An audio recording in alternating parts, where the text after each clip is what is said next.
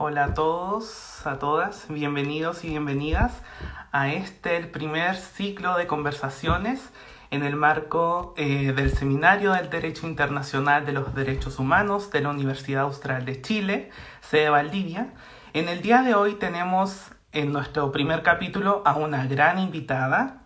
Ella es abogada de la Universidad de Concepción, especialista en política europea y relaciones internacionales, integrante del Comité Asesor del Ministerio de Relaciones Exteriores de Chile por demanda de Bolivia ante la Corte Internacional de Justicia, es directora del Programa de Estudios Europeos y además es académica de la Universidad de Concepción. Estoy hablando de Paulina Astroza, que se va a unir ahora.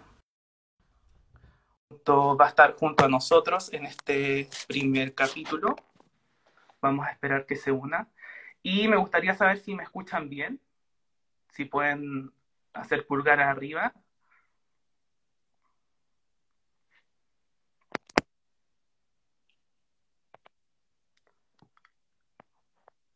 Vamos a ver, vamos a enviar una invitación a Paulina.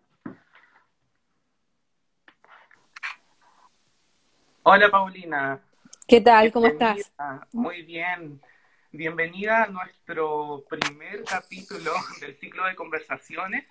Ya les estaba comentando a quienes se están uniendo este ciclo de conversaciones en el que vamos a tener durante algunos días invitados e invitadas para hablar acerca de la contingencia actual. Primero agradecerte nuevamente por haber aceptado nuestra invitación y estar junto a nosotros. Y una pregunta obvia para iniciar, ¿cómo estás llevando la cuarentena? Antes que responder la pregunta, agradecerle a ustedes la deferencia de haberme invitado. Yo feliz de participar con ustedes, conversar de nuevo, porque el año pasado, antepasado, ya me perdí Sí, cuando el fue año pasado. el año pasado, fue una muy buena experiencia, así es que feliz de poder compartir de nuevo por esta vía, que es primera vez que estoy eh, en una actividad por Instagram, así es que aprendiendo también de esto. Claro. Llevo 4 semanas en que no he salido de mi departamento para nada, confinamiento voluntario desde que la universidad cerró y las clases de mi hijo también, el colegio, se terminaron vía presencial, así es que nada, con el ánimo subiendo y bajando, y creo igual que todos, es normal tener angustia, eh, ciertos temores, pero al mismo tiempo tratando de ver y analizar y observar todo lo que está pasando en el mundo, en Chile, en lo personal, y es bastante interesante, de todas maneras, pese a todo lo negativo que también observamos hoy Uh-huh. día. A propósito de eso, del mundo, vamos a comenzar de lleno con el análisis internacional. Te hago una pregunta. ¿Ha fracasado Europa frente al coronavirus? Depende de lo que queremos entender por Europa, porque Europa así como tal, o es el continente europeo, y como tal el continente europeo no reacciona a eventos como este. Si estamos refiriéndonos a la Unión Europea, que ahí podemos hacer un análisis, o si nos estamos refiriendo a los estados europeos. Y ahí también podemos hacer otro análisis respecto a lo que cada uno de estos estados a nivel nacional han ido adoptando como estrategia. Entonces, primero, definir sobre qué Europa es la pregunta. Claro, ¿la Unión Europea ha fracasado frente al coronavirus? Yo creo que no ha fracasado, pero sí es criticable ciertas reacciones. Pero también aquí hay que entrar a distinguir ciertos aspectos. Lo primero que hay que tener en claro es que la Unión Europea, que hoy día son 27 estados, tiene ciertas materias que los estados miembros le han transferido a la Unión, por lo tanto son de competencias de la Unión Europea, y ahí es ella quien tiene que accionar. Hay otras competencias que los estados no le han transferido a la Unión, siguen siendo de los estados-nación. Y las competencias en materia de salud justamente son competencias nacionales, no son competencias de la Unión Europea. Por lo tanto, es lógico que la primera reacción sea a nivel nacional. Lo que hace España, lo que hace Italia, lo que hace Bélgica, lo que hace Suecia, son competencias nacionales. Entonces, a veces se le exige a la Unión Europea que haga o tome ciertas acciones para las cuales no tiene competencias para hacerlo, son los Estados-nación.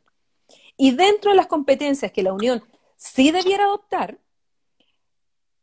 ha sido lenta en algunas y en otras ha sabido rápidamente empezar a reaccionar. Entonces hay que distinguir de qué nivel estamos hablando. Claro. De hecho, a propósito hablando de la Unión Europea, la presidenta de la Comisión Europea, Ursula von der Leyen, dijo hace unos días: Europa surgirá gracias a la solidaridad. ¿Está habiendo realmente una falta de solidaridad entre los Estados miembros de la Unión Europea, considerando sobre todo el caso de la oposición de ciertos estados a los llamados coronabonos? A ver, hay una crítica respecto justamente a la posición de algunos estados que han rechazado lo que antes se llamaba los eurobonos para la época de la crisis, el 2013 en especial, la crisis griega y cuando casi el euro en el fondo desaparece y es en un riesgo. Y hoy día ya se llama coronabonos. Ese es un instrumento en el cual hay un enfrentamiento claro entre países. O sea, por un lado, tú te encuentras con aquellos estados que insisten en que la mejor salida hoy día a la crisis desde el punto de vista económico, de la recuperación económica, y para que los estados sobre todo no se vayan a la quiebra por el impacto económico que va a tener la crisis, es a través de este instrumento. Pero este instrumento cuenta con el rechazo de sobre todo los países nórdicos, los países del norte, más Alemania. Merkel ha rechazado muchísimo tiempo tanto los eurobonos hoy día como los coronabonos. Pero no solo ella, también dentro de su partido, ella tiene una fuerte presión para no aceptarlo. Y el otro país que hoy día aparece como quien la está apoyando en esto es Países Bajos. Y por otro lado, tú te encuentras con aquellos países que quieren estos eurobonos o coronabonos, que es mutualizar la deuda, es que se otorguen préstamos con la garantía de aquellos estados que en el mercado de la deuda tienen incluso intereses negativos. Y aquí te encuentras con los países del sur, que son los que han estado más afectados hoy día, que es Italia, que es Francia, que es España, fundamentalmente, y que Portugal también está, que si bien no está tan afectado como los otros, está apoyando esto de los euro o coronabonos. Pero ese es un solo instrumento y efectivamente se dice que son poco solidarios, que los países más ricos no quieren ayudar a los más pobres y que esta crisis, a diferencia de la crisis griega, no es responsabilidad de los estados, sino que es una pandemia mundial y que al final va a afectar tanto a Italia, Francia, como a la propia Alemania, a la propia Países Bajos, porque si ellos quieren vender, porque son países fundamentalmente exportadores, bueno, necesitan también que sus vecinos estén en un buen pie. Pero hay otros instrumentos y hay otras vías también de solidaridad que los europeos sí han usado y aquí se han aprobado una serie de medidas dentro de tanto del Eurogrupo como de la Comisión Europea, el Parlamento Europeo y también a nivel nacional, en que Alemania, por ejemplo, está recibiendo a enfermos de Francia, o Luxemburgo está recibiendo a enfermos de Francia o de otros países, donde también ya se habían donado mascarillas, una serie de otras cosas. Entonces, hay una serie de acciones en las cuales sí ha habido solidaridad y en otras no ha habido solidaridad. Y ahí claramente hay una tensión. A propósito de eso, los países ricos no quieren ayudar a los países pobres. ¿Por qué la Europa rica se opone a estos coronabonos? Y si cree usted que se está gestando una especie de división entre la eurozona. Ya existía esa división, ¿eh? Existía esa fisura y se vio claramente en el caso de la crisis griega, la crisis del euro, pero hoy día han cambiado un poquitito los actores, pero digamos que esa fisura ya estaba, ¿ya? Ahora, yo no soy economista, así que seguramente lo voy a explicar súper mal, porque yo he leído sobre este tema, pero no logro todavía comprender cabalmente porque me falta mucho conocimiento económico para poder comprenderlo. Pero en definitiva, ¿qué es lo que dicen los países? Que ellos creen que son otros los instrumentos para ayudar a estos países a enfrentar la crisis y no comprometer finalmente la responsabilidad de mutualizar la deuda, o sea, que todos respondan por la deuda, que asuman estos países que al mismo tiempo, como el tema presupuestario y el tema fiscal no es una competencia que esté comunitarizada, o sea, que sea de la Unión Europea, los países se pueden endeudar, pero infinitamente, sin que ninguno de los otros estados pueda controlar ese margen. Entonces dicen, por ejemplo, los alemanes, ¿qué es lo que dicen ellos?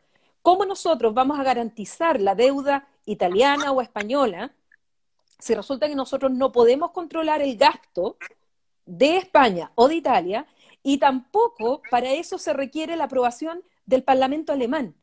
Porque evidentemente los gastos que se hacen en Alemania, al interior de Alemania, tienen que pasar por el Parlamento alemán. Entonces ellos dicen, ¿cómo nosotros vamos a poder garantizar esto si no tenemos control tampoco de lo que van a hacer, cómo lo van a hacer? Entonces ellos dicen, nosotros lo que estamos dispuestos a hacer es ir en ayuda a estos países, pero estableciendo condiciones a esos préstamos. Y eso fue lo que hicieron finalmente en el Eurogrupo. Dijeron, nosotros vamos a prestar dinero, pero ese dinero que vamos a prestar, primero tiene que ser solo para utilizarlo en el tema sanitario, en salud. O sea, no es para pagar deudas que traen de arrastre de otras cosas. Y segundo, evidentemente con esta condicionalidad, que no quieren que sea tan dura como lo fueron cuando fueron los rescates de la propia España o de Grecia, sobre todo, donde la condicionalidad fue recorten el presupuesto, recorten lo que se gasta en educación, salud, etcétera. Entonces, eso es en el fondo la lógica. Ahora, dentro de los prejuicios que muchos quieren plantear como una división, dicen, los ricos no le quieren dar a los pobres. Otros dicen, no, lo que está pasando es que nosotros nos vamos a ir a financiar a países irresponsables que gastan más de lo que tienen. Y nosotros que durante mucho tiempo trabajamos austeros, controlamos el gasto, ahora tenemos que ir frente a estados que no cumplen con lo mismo. Pero eso está más en la discusión, en la prensa, en la parte política, más que lo técnico de por qué algunos se oponen y otros no. Producto de esta crisis que afecta a todo el mundo, pero sobre todo a la Unión Europea, ¿cree usted que se llegue a la conclusión de que se necesita más Unión Europea, es decir, se necesita federalizar aún más a la Unión y que, por ejemplo, conlleva que que a la Comisión se le entreguen competencias en materias que actualmente no lo tiene, por ejemplo, en materia sanitaria? Bueno, ese es otro gran debate que hay en Europa y es el debate que viene desde el origen,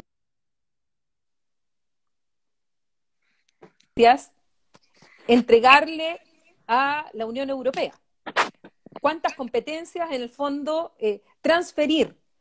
Y ese es un gran debate. Algunos dicen que hay que llegar, son los menos hoy día, pero se ha planteado, llegar hasta la creación de un solo Estado, los Estados Unidos de Europa. O sea, todas las competencias en definitiva, o la gran mayoría de las competencias, transferirlas al ente supraestatal y crear los Estados Unidos de Europa, como lo llamó Churchill. Uh-huh. Hay otros que dicen, no, no es necesario llegar hasta la creación de un Estado, un único Estado europeo, porque eso significa renunciar también a nuestras propias identidades nacionales, etc. Pero sí se dice que en las grandes crisis que ha tenido la integración europea, esta no es la primera, pero tal vez la más grande, desde que se creó, es justamente que algunas materias sí tienen que ser transferidas a la Unión para que se pueda reaccionar de manera común o de manera supranacional, de manera más rápida, a estos desafíos que superan finalmente a los estados. El debate está abierto. Yo creo que hay que dejar un poco pasar el tiempo y analizar si finalmente se avanzó en una mayor integración o por el contrario, el resultado de todo esto en definitiva es que hay una mayor desafección con la Unión y una mayor vuelta y deseo a volver a ser un Estado-nación propiamente tal y reaccionar como Estado-nación.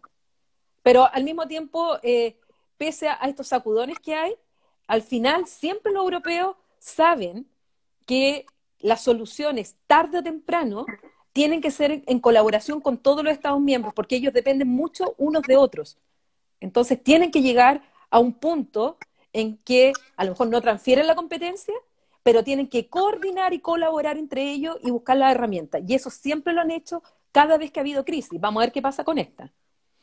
Antes de continuar, le quiero pedir a la gente que nos está viendo que si tienen alguna pregunta la pueden ir realizando ahora y al finalizar, cuando estemos ya finalizando, Paulina va a contestarlas.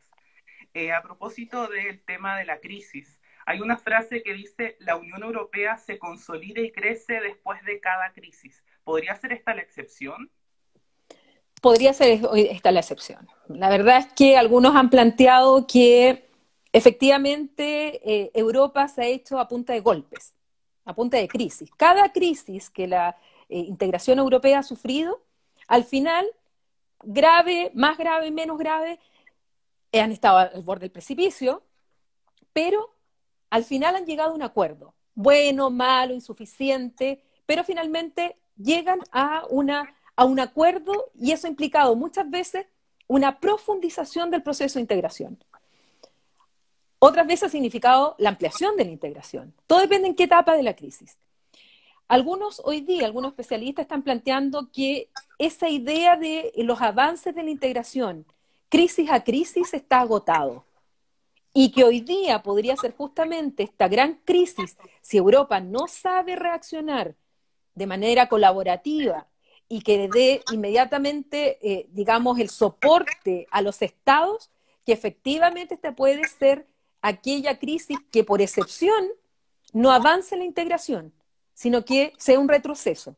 Eso va a depender mucho de cómo los estados y las instituciones de la Unión Europea tomen decisiones en este tiempo, que las están tomando, ¿eh? Han estado activamente tratando de encontrar los instrumentos.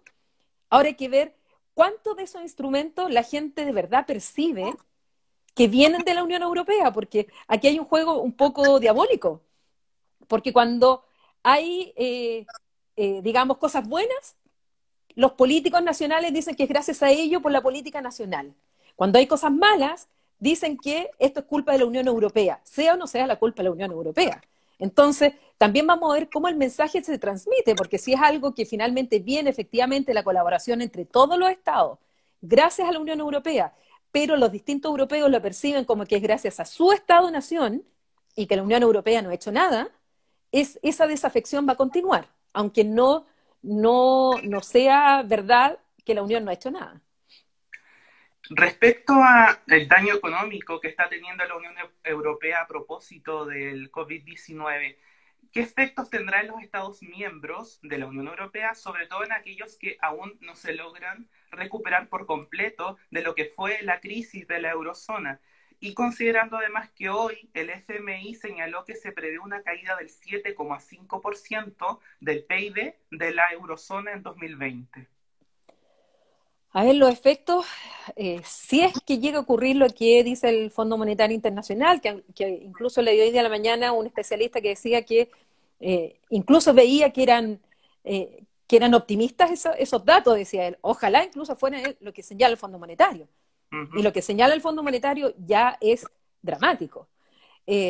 Evidentemente esto va a traer un empobrecimiento de ciertos estados mucho más.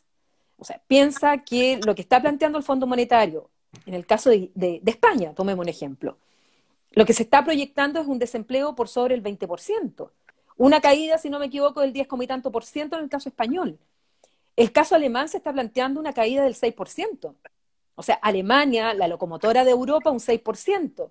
Lo que se está proyectando para Francia es muy preocupante. Entonces, claramente este es un desafío para los europeos, para algunos países más que otros, pero a la larga para todos. Algunos países se van a ver también mucho más afectados porque dentro de las consecuencias de la pandemia ha sido, por ejemplo, el tema del turismo. España, Italia, Grecia, Francia viven mucho del turismo. Y esto se va a ver afectado justamente por lo que ha significado la restricción tanto de los aviones, los cruceros, los aeropuertos, el cierre de fronteras, los hoteles. O sea, va a tener un impacto real. Y por otro lado, una de las decisiones que tomó la Unión Europea era relajar lo que se llama el pacto de estabilidad, que significa que los estados no se endeuden más de un cierto porcentaje y no ser sancionados por eso. Creo que el 3%. Y hoy día dijeron, la excepción es que vamos a relajar eso, por lo tanto los estados sí se van a poder endeudar más de este tope que tienen. Entonces vamos a ver estados mucho más endeudados y con, como yo te digo, con ingresos que se van a afectar muchísimo. ¿Y qué rol cumpliría en este caso el Banco Europeo, el Banco Central Europeo? A ver, de nuevo me estás haciendo preguntas que escapan a mis conocimientos técnicos, pero el Banco Central Europeo, y ojo en esto, porque la presidenta o la directora general, presidenta o directora del Banco Central Europeo, es la antigua directora general del Fondo Monetario Internacional, que es Christine Lagarde, que fue ministra de Finanzas en el gobierno Sarkozy en Francia. Y ella, cuando empieza la crisis, ella fue muy criticada porque le dijeron que el Banco Central tenía que salir a ayudar a los estados, justamente otorgando estos créditos inyectar dinero para que los estados pudieran tener liquidez y así los propios bancos nacionales tuvieran liquidez y esto también se traspasara a las empresas, digamos, a la ciudadanía. Y Christine Lagarde tuvo una declaración al principio como diciendo, no, no, no, esto hay que ver más adelante qué pasa. Y esa señal fue pésima, de partida el mercado lo tomó pésimo, las bolsas cayeron, y ella fue muy criticada porque a diferencia de Mario Draghi, que fue el antiguo presidente del Banco Central Europeo para la crisis griega, Mario Draghi dijo hay que defender el euro, hay que defender los estados y vamos a hacer lo que sea necesario. Esa frase quedó típica de Mario Draghi. Y lo que Christine Lagarde era, o sea, era la antipolítica de Mario Draghi. Bueno, ella fue muy criticada y finalmente el Banco Central Europeo efectivamente empezó a adoptar medidas que iban en la idea de Draghi de hacer todo lo que fuera necesario para ayudar a los estados en esta crisis. Entonces, ahí tiene un rol a través de los instrumentos del Banco Central, que no los conozco en detalle porque, insisto, no es mi área, pero políticamente yo vi ese cambio y las críticas cómo afectaron a Lagarde y cómo cambió la política del Banco Central y hoy día sí está actuando justamente para ir en ayuda de los estados. Ahora vamos a pasar a un tema que se refiere a algunas frases que ha dicho el presidente de Francia, sobre todo en los discursos a los que se dirige a la ciudadanía. En un discurso en marzo, él señalaba, lo que ha revelado esta pandemia es que la salud gratuita, nuestro estado de bienestar, no son costos o cargas, sino bienes preciosos y que este tipo de bienes y servicios tienen que estar fuera de las leyes del mercado. ¿Qué opina respecto de estos dichos? A ver, la posición de Emmanuel Macron, que es bastante interesante y que ha tenido también una evolución que ha ido reforzando esto, va en la idea también de, por un lado, su mensaje es el reforzamiento justamente de lo público, tanto la educación pública, pero ahora en este caso la pandemia, de la salud pública. Francia tiene un sistema de salud público importante. Entonces dice, bueno, hay que seguir reforzando esto y es más, él anunció que terminada esta crisis, uno de sus compromisos era que iba a empezar a invertir muchísimo más en la salud, en los médicos, en todo el personal sanitario, para estar mucho mejor preparados para futuras pandemias o crisis que ya sabemos hoy día que es probable que sigan habiendo, que esta no va a ser la última. Y él ha seguido durante todo este tiempo reforzando esa idea. Por otro lado, para que veamos las luces y sombras, también por otro lado, Emmanuel Macron tiene un discurso muy pro-Europa, pero adoptó ciertas medidas que el resto de los europeos también lo critican. Por ejemplo, eso que requisó mascarillas y que también adoptó una medida muy, muy, digamos, cerrada respecto a las fronteras, etcétera, que eso también perjudicaba a los vecinos.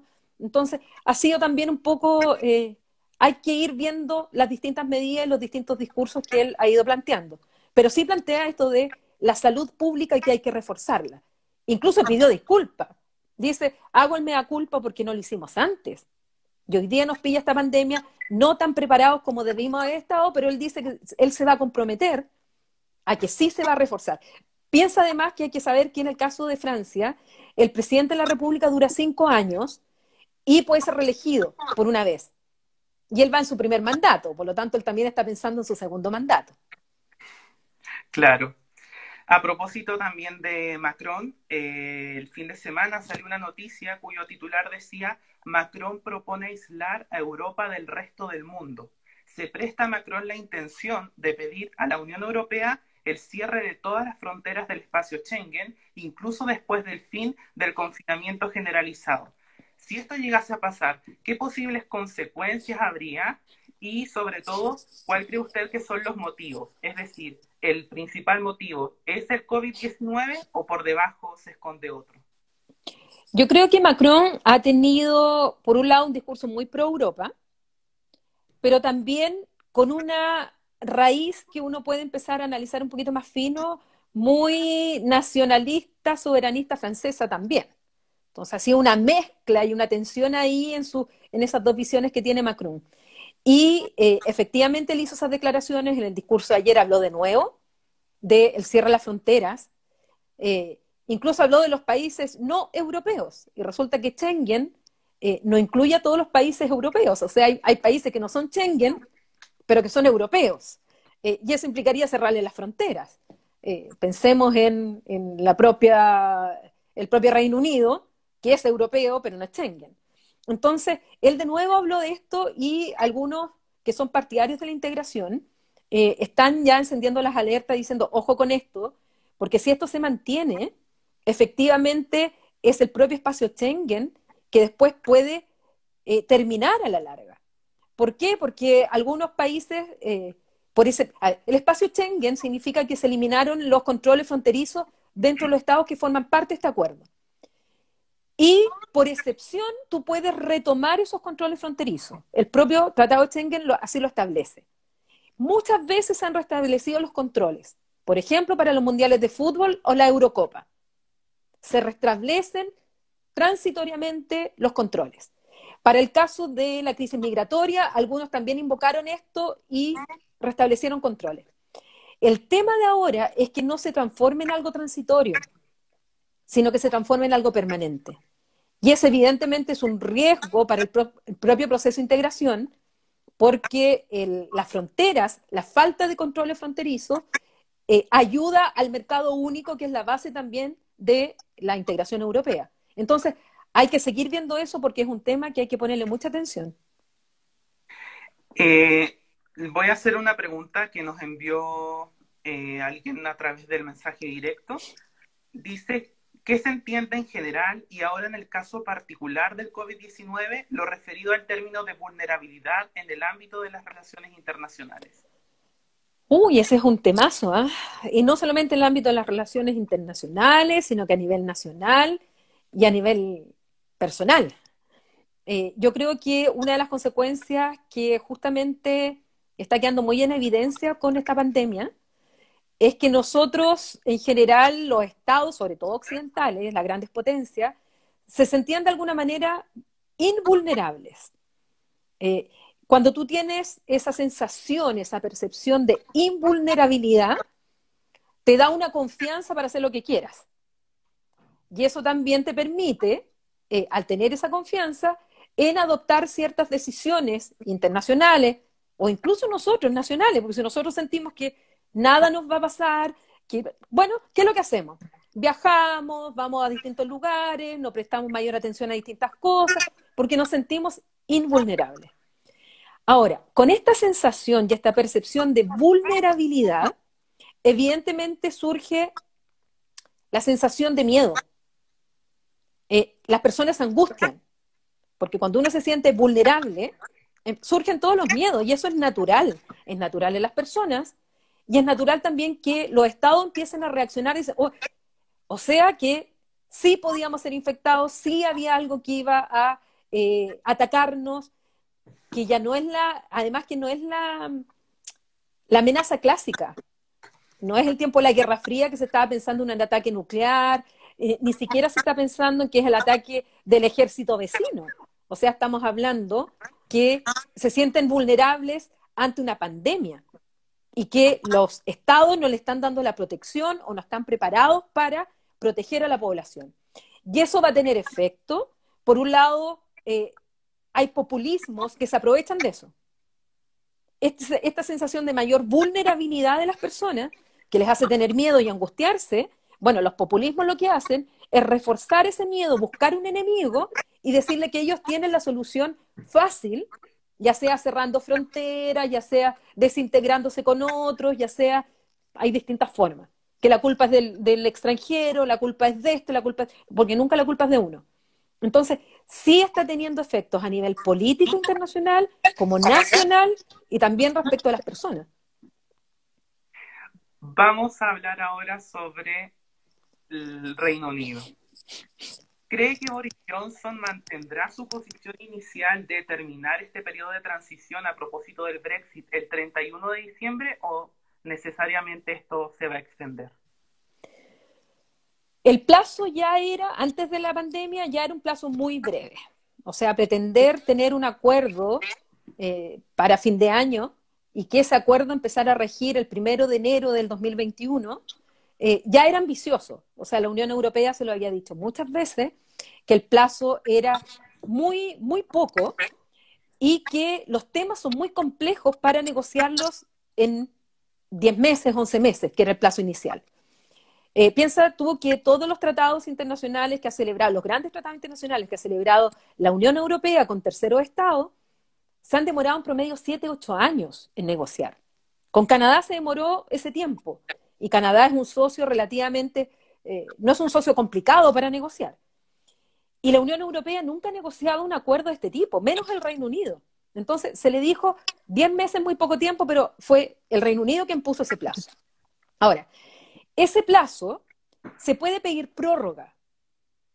Se puede pedir prórroga de hasta por 2 años. Es decir, que siga rigiendo el acuerdo de transición y que durante este tiempo sigan negociando con calma todos los aspectos, sobre todo técnicos, que implican. Pero para eso tienen que pedir la prórroga antes de julio. No sé si el 31 de julio es la fecha específica. Si no piden la prórroga a ese tiempo, ya no van a poder pedir la prórroga después, a menos que lleguen a un acuerdo con la Unión y modifiquen esto. Esto es política, así que se puede cambiar. Ahora, como Boris Johnson ha estado además con coronavirus, hoy día ni siquiera está ejerciendo el cargo, lo está ejerciendo su ministro de Relaciones Exteriores, Dominic Raab, y además el jefe negociador de la Unión Europea también estuvo con coronavirus y también estuvo todo su equipo negociador en cuarentena. Hoy día recién Michel Barnier, que es el jefe negociador de la Unión Europea, de la Comisión, en nombre de la Unión con el Reino Unido, hoy día recién retomó el trabajo. Y hoy día tuiteó en la mañana temprano que él había vuelto a trabajar y que se estaba poniendo de acuerdo con el jefe negociador del Reino Unido para empezar a ver de nuevo el tema del plazo. Yo veo difícil que que no vaya a haber prórroga. Yo creo que a la larga va a haber prórroga. A propósito del Brexit, el 2020 inició con esta noticia de la salida del Reino Unido de la Unión Europea y varios creían que esta sería la gran preocupación de la Unión a lo largo de este año. Sin embargo, ahora estamos con el tema del coronavirus y esta es la gran preocupación actual. ¿Hacia dónde cree que usted que irán las reformas de la Unión Europea post pandemia? Lo primero es justamente lo que yo te decía, utilizar todos los instrumentos posibles que da las distintas instituciones de la Unión Europea para enfrentar la pandemia. O sea, hay una necesidad de urgencia. Y dentro de eso está desde el presupuesto de la Unión Europea. La Unión Europea estaba en plena negociación del presupuesto. De eso estaban hablando en enero. Es un presupuesto plurianual donde cada estado pone una parte y esa parte que ponen los estados se distribuye en los distintos ítems de la Unión Europea. Estaban en esa negociación porque además este año el presupuesto tenía menos dinero, porque como el Reino Unido se salió y ellos aportaban una parte importante del presupuesto al ser un estado contribuyente neto, tenían que ajustar este presupuesto. Ya había estados que decían que ellos no iban a poner más, otros decían que había que... Bueno, en eso estaban. Hoy día los estados incluso están pensando en que van a poner más dinero para el presupuesto común de la Unión. Esa negociación todavía está, así que hay que ver qué va a pasar con esa negociación. Por otro lado, las instituciones claramente van a tener que reflexionar respecto a qué tan rápido están enfrentando, o sea, están reaccionando a situaciones de crisis. Y ahí van a tener que pensar también qué van a tener que modificar. Y eso también es un tema tanto de burocracia como de competencias. ¿Qué competencias es necesario aumentar en la Unión? ¿O qué mayor colaboración y cooperación debe existir entre los distintos estados? Yo creo que ese va a ser el debate que va a venir inmediatamente después de superada, que no sabemos, nadie sabe cuándo se va a superar la crisis, pero esto va a traer efectos también en el proceso de integración. A propósito de, siguiendo con el tema de la Unión Europea, ¿opina que la Unión Europea debería ser mucho más firme en temas como el Brexit y como lo que está ocurriendo en Hungría? ¿Por qué lo digo? Porque se suele percibir a la Unión Europea como alguien débil o que no tiene una capacidad adecuada de acción. Y otra pregunta, ¿considera usted que actualmente en Hungría hay una dictadura? A ver, frente a la primera pregunta, no sé si en estos momentos la Unión Europea estará pensando en endurecer su posición negociadora con el Reino Unido. Porque pese a todo lo que se pueda creer, justamente esta pandemia ha hecho que en la práctica el Reino Unido siga usando incluso instrumentos de la Unión Europea y la colaboración y cooperación con la Unión Europea. O sea, hay muchas cosas que el Reino Unido en la práctica, sin ser parte de la Unión Europea, sigue actuando con los estados de la Unión Europea. Entonces, en ese sentido, la verdad es que se necesitan ambas partes. Entonces, no creo que vayan a endurecer la posición negociadora, que yo creo que además la posición de la Unión Europea fue bastante dura en su negociación con el Reino Unido. O sea, lo que se logra en el acuerdo es gran parte de lo que la propia Unión Europea puso en el papel. Otra cosa es lo que mediáticamente se trata de proyectar, y sobre todo el Reino Unido, Boris Johnson trató de proyectar. Pero fueron bastante claros en algunos puntos que no se dieron, y en aquellos puntos que se dieron, bueno, era el momento de llegar a un acuerdo. En el caso de Hungría yo creo que sí tienen que ser más firmes. Y los primeros que tienen que ser más firmes es el propio grupo parlamentario al que pertenece el partido de Víctor Orbán, que se llama Fidesz, que es el Partido Popular Europeo. Pero esto es complicado. ¿Por qué? Porque el partido de Orbán en estos momentos está suspendido del grupo del Partido Popular Europeo. Ellos no han sido expulsados. Y aquí viene un tema complejo, porque, por ejemplo, las autoridades, sobre todo la presidenta Ursula von der Leyen, la presidenta de la Comisión Europea, ella logró obtener el nombramiento y de la Comisión en general gracias a los votos del Fidesz, del partido de Orbán. Entonces, hay una cuestión política ahí mucho más compleja de lo que uno quisiera creer. Pero Orbán, que ya venía absolutamente adoptando medidas en contra de algunas normas de los tratados constitutivos de la Unión, y por eso había sido cuestionado por la Comisión Europea, hoy día ya pasó todos los límites con la última ley que logró pasar por el Parlamento, que implica que él declara el estado de excepción de manera indefinida, cuando normalmente los estados de excepción, como su nombre lo indica, son transitorios, que además él va a adoptar todas las medidas vía decreto, es decir, que no va a pasar por el Parlamento y no le da la voz a la oposición, y esto claramente rompe con principios básicos de la Unión Europea que están en el artículo 2 del Tratado de la Unión Europea. Y cuando uno viola esa norma, que dice relación con el Estado de Derecho, dice relación con el respeto de la democracia, los derechos humanos, se puede iniciar un proceso para ser sancionado dentro de la Unión. Y eso es lo que ha partido. Y eso debiera ocurrir.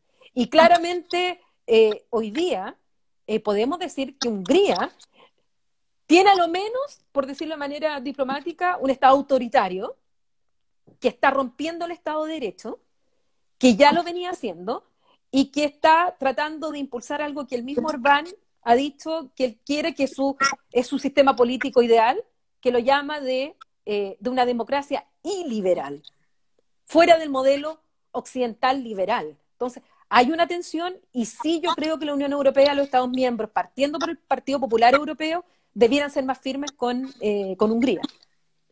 Dejando de lado los aspectos políticos que pueden intervenir en esta situación, ¿qué podría llegar a pasar si es que la Unión Europea decide intervenir en lo que está ocurriendo en Hungría? ¿Puede llegar a expulsarse al Estado? ¿Cuál sería el procedimiento? Ya, los tratados de la Unión Europea no incluyen la expulsión de un Estado.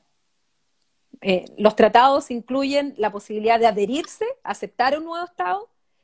Desde el Tratado de Lisboa existe la posibilidad de que un Estado unilateralmente se salga de la Unión, que es lo que ocurrió con el Brexit, pero no existe la posibilidad de expulsar un Estado miembro. La sanción mayor es que, después de todo un procedimiento que está regulado en los tratados de la Unión, se sanciona un Estado con la pérdida de voz y voto en el Consejo Europeo. El Consejo Europeo está integrado de todos los jefes de Estado y de gobierno de la Unión Europea cuando se adoptan las decisiones más importantes de la Unión. Además, pueden ser presionados vía otras, digamos, otros instrumentos u otras vías, desde el financiamiento a determinadas políticas, etcétera, pero nunca la expulsión. Carlos Vladimir pregunta, ¿el Brexit y la actual crisis pueden ser el puntapié a una posible disolución de la Unión Europea? Yo no lo creo ni en el corto ni en el mediano plazo. No lo sé en el largo plazo. La verdad es que esto es muy dinámico. El término, la disolución de la Unión Europea se ha anunciado tantas veces y no ha ocurrido. Y como yo le decía, todo lo contrario, lo que ha pasado en crisis anteriores es que no solo no se ha disuelto, sino que ha profundizado su integración. Pero eso depende mucho de la dinámica interna de la ciudadanía, cuánto apoyan una mayor integración o no. Por lo tanto, a largo plazo no me proyecto, no sería capaz de decir si es que va a ser disolución o no. Lo que no creo es que en el corto y mediano plazo esto implique la disolución de la Unión. Incluso podría ocurrir, que es una posibilidad, que la Unión Europea avance a distintas velocidades, como ya lo ha hecho, y que haya algunos estados que decían mayor integración, y ellos seguir avanzando en una mayor integración, y otros estados que decían ir más lento o quedarse en algunas políticas fuera. Tal vez eso va a pasar ahora en el corto plazo. ¿Y qué lecciones de momento cree usted que puede sacar la Unión Europea como aprendizaje de esta crisis? ¿Y si esto va a fortalecerla o la va a hacer más débil? Lo primero es que si es que las instituciones que tienen, los procedimientos que tienen, cómo se gestiona la Unión Europea, si realmente están acordes a la rapidez que se requiere para actuar cuando hay eventos de esta magnitud. La Unión Europea partió de 6 estados, hoy día son 27, llegaron a ser 28. Es distinto avanzar y tomar decisiones en conjunto a 6, a 12, a 15, que tomarlas a 25, a 27. Sobre todo cuando los estados además tienen muchas diferencias entre unos y otros. Entonces, primero analizar si es que sus procedimientos son los adecuados como para reaccionar de manera rápida cuando se requiere de manera rápida. Segundo, es lo que yo te decía, analizar qué competencias debieran ser transferidas a la Unión, cuáles debieran seguirse manteniendo los estados o siendo compartidas con la Unión, y cómo avanzar más en la colaboración y cooperación. Porque vuelvo a insistir en el punto, los europeos a la larga saben que dependen demasiado unos de otros. Alemania depende mucho de cuánto consuma o le compren el resto de los estados, porque son estados que exportan, bueno, de hecho, Alemania es quien más ha ganado con la integración, a diferencia de lo que se suele creer que han sido los países del sur. Entonces, es el análisis que tienen que hacer tanto las instituciones como los estados para decir, bueno, por este camino tenemos que seguir. En el escenario post-pandemia, ¿cómo cree usted que va a quedar configurada las relaciones de carácter político y económicas entre la Unión Europea, China, Estados Unidos y América Latina? Son varios escenarios ahí, porque yo creo que se van a reforzar ciertas tensiones en la medida que choquen en los intereses. En las relaciones internacionales, bueno, en las relaciones en general, de todo tipo, pero en las relaciones internacionales en particular, cuando tú tienes intereses comunes, es más fácil avanzar, porque llegas a acuerdos justamente por ese interés común. Cuando tienes intereses divergentes o contradictorios, surge la tensión. Entonces, ¿qué es lo que ocurre? Que va a depender de qué intereses van a primar en las relaciones entre las distintas grandes potencias. En algunos temas, la Unión Europea con China tienen más en común de lo que puede tener hoy día la Unión Europea con Estados Unidos.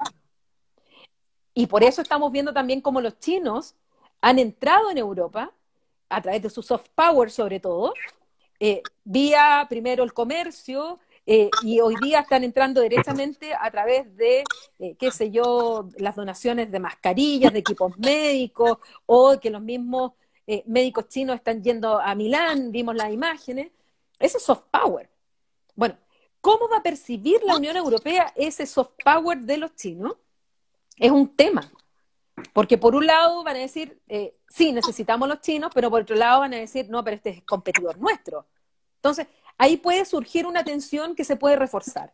Con Estados Unidos va a depender mucho quién gane las elecciones en noviembre. Porque evidentemente la visión de Trump, el trumpismo, tenía un sello que ni siquiera tenía el Partido Republicano anterior. O sea, es muy propio de él.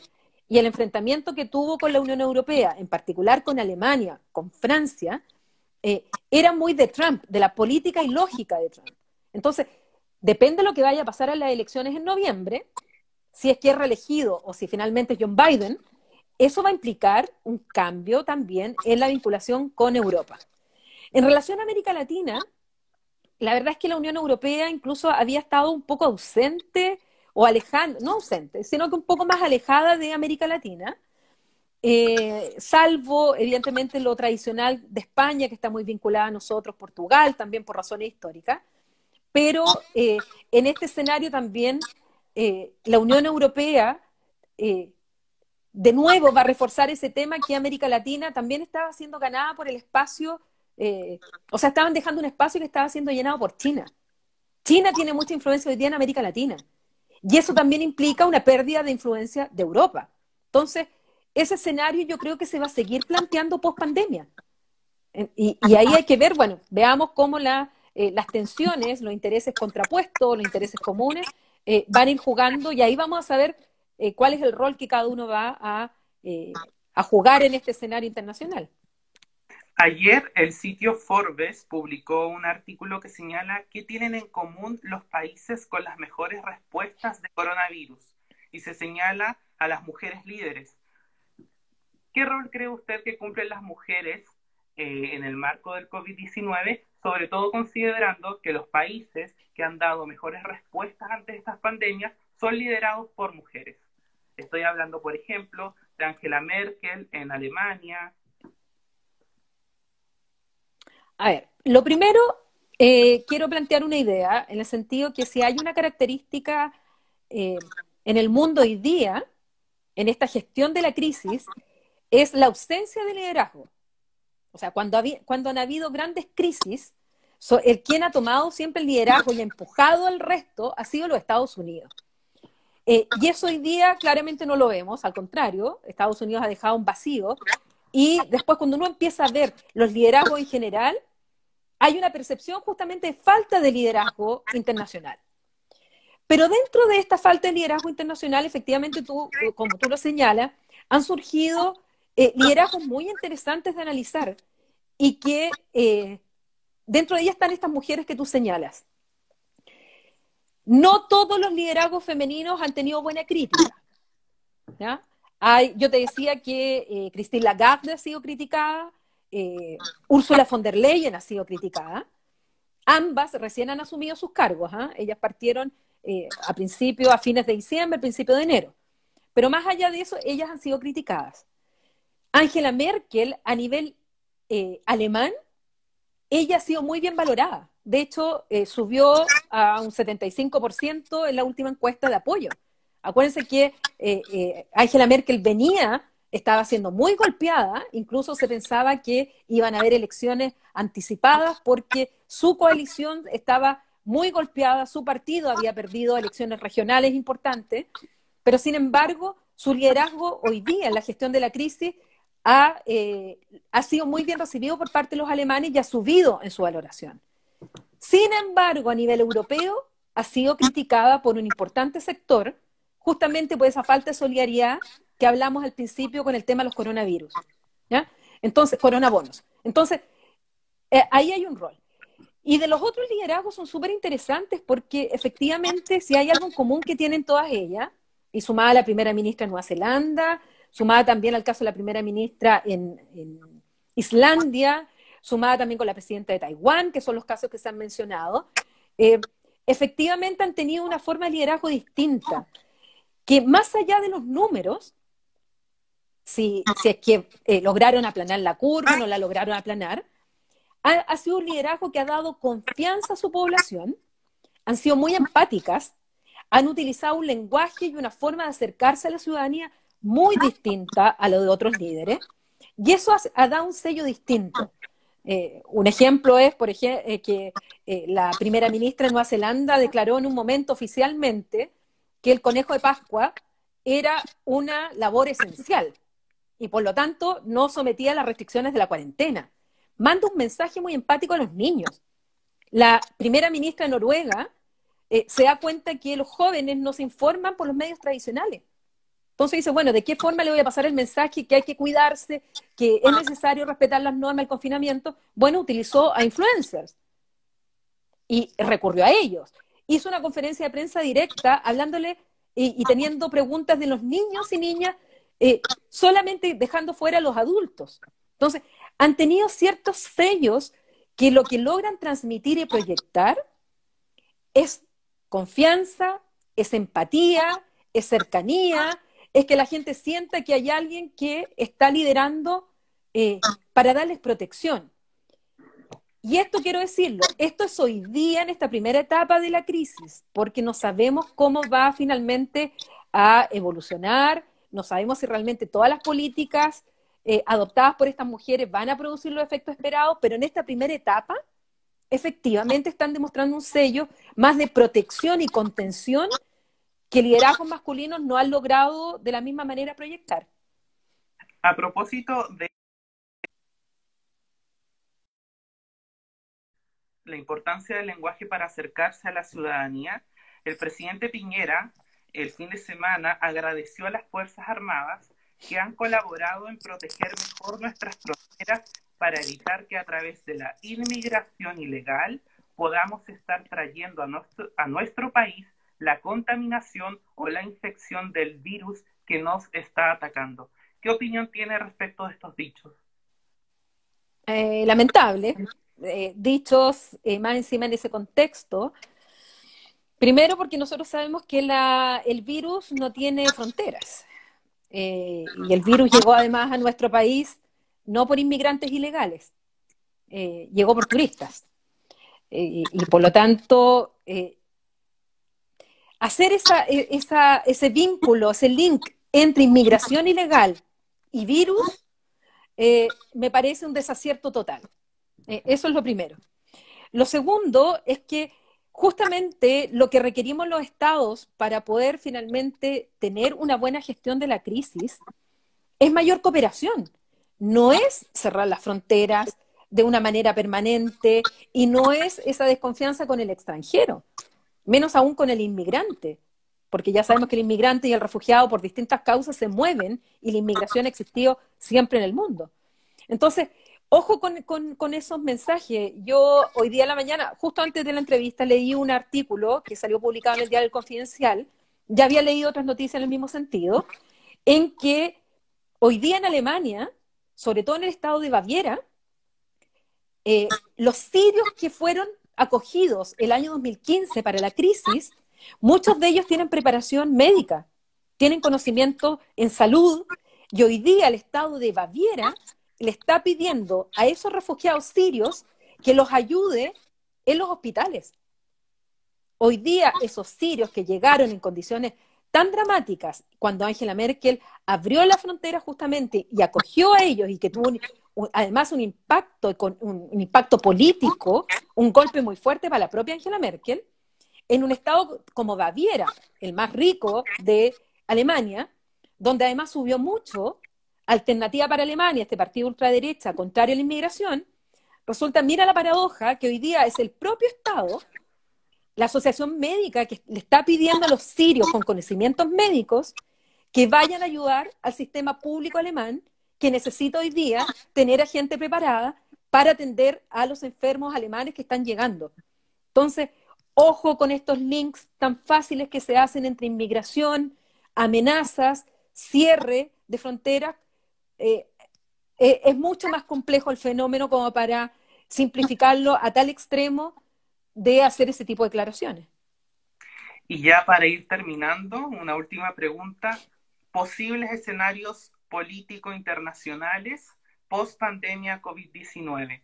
Declive del multilateralismo, amenaza a la globalización. ¿Qué opina usted? Uy, ese es el gran debate que los especialistas en el área están llevando hoy día. Yo hoy día todavía no me atrevo así a proyectar con seguridad qué va a pasar. La incertidumbre es tan grande, pero efectivamente, como tú señalas, a ver, ¿qué escenarios pueden ser? Digamos, grosso modo.